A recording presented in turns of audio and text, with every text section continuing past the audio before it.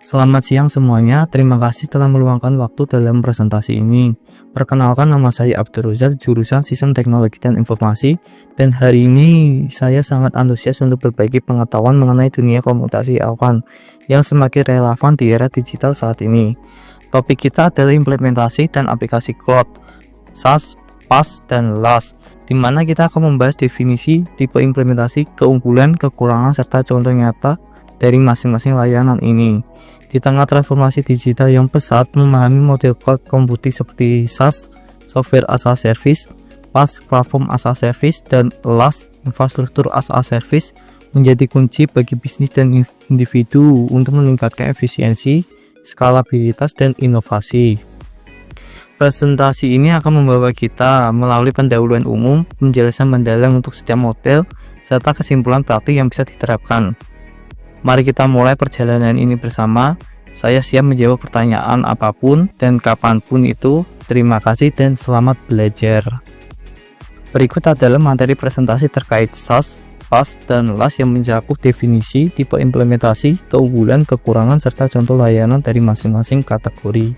Materi presentasi Cloud Service, model, SaaS, PaaS, dan LaaS. Yang pertama, pengantar cloud service model. Cloud computing menyediakan layanan komputasi melalui internet dengan model layanan utama. Yang pertama, SaaS, Software as a Service. Yang kedua, PaaS, Platform as a Service. Yang ketiga, LaaS, Infrastruktur as a Service. Kedua, SaaS, Software as a Service. Definisi SaaS adalah layanan aplikasi perangkat lunak yang dapat digunakan melalui internet tanpa perlu instalasi lokal. Pengguna hanya perlu koneksi internet dan browser. Tipe implementasinya adalah yang pertama, aplikasi bisnis, ERP dan CRM. Yang kedua, layanan kolaborasi, contohnya email dan kalender. Yang ketiga, aplikasi produktivitas, contohnya Office Suite dan Tools Design. Keunggulannya adalah yang pertama, mudah digunakan dan diakses dari mana saja. Yang kedua, pengelola penuh oleh penyedia layanan. Yang ketiga, hemat waktu dan biaya instalasi dan pemeliharaan. Yang keempat, upgrade otomatis dan keamanan. Kekurangannya adalah yang pertama, bergantung pada koneksi internet. Yang kedua, kustomisasi terbatas dibanding aplikasi lokal. Yang ketiga, risiko keamanan data tergantung penyedia.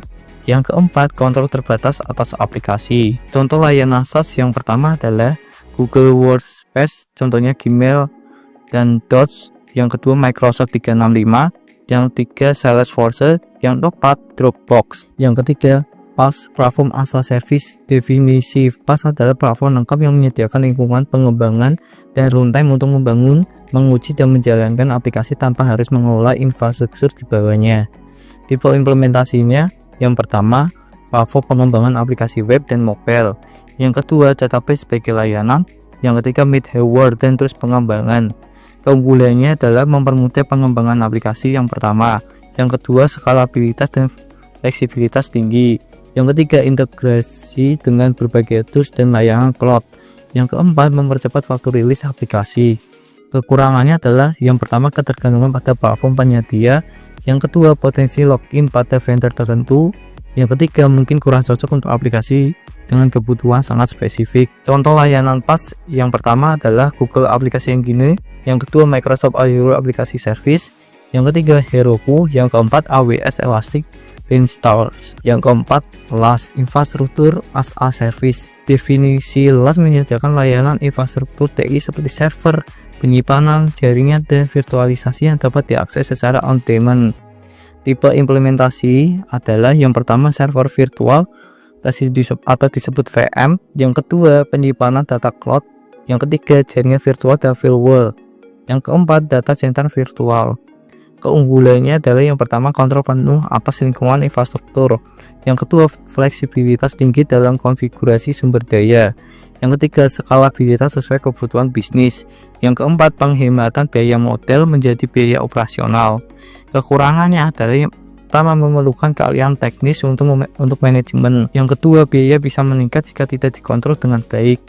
Yang ketiga, pengaturan keamanan dan pemeliharaan tanggung jawab pengguna. Contoh layanan LaaS adalah yang pertama, Amazon Web Server. Yang kedua, Microsoft Azure Virtual Machines. Yang ketiga, Google Cloud Computer Engine. Yang keempat, DigitalOcean. Kesimpulannya adalah Pilih SaaS jika ingin solusi cepat, mudah, dan tidak mau repot mengelola infrastruktur. Yang kedua, pilih PaaS untuk kecepatan pengembangan aplikasi dengan kebutuhan platform yang sudah siap. Yang ketiga, pilih IaaS untuk fleksibilitas penuh dan kendali infrastruktur untuk kebutuhan yang kompleks.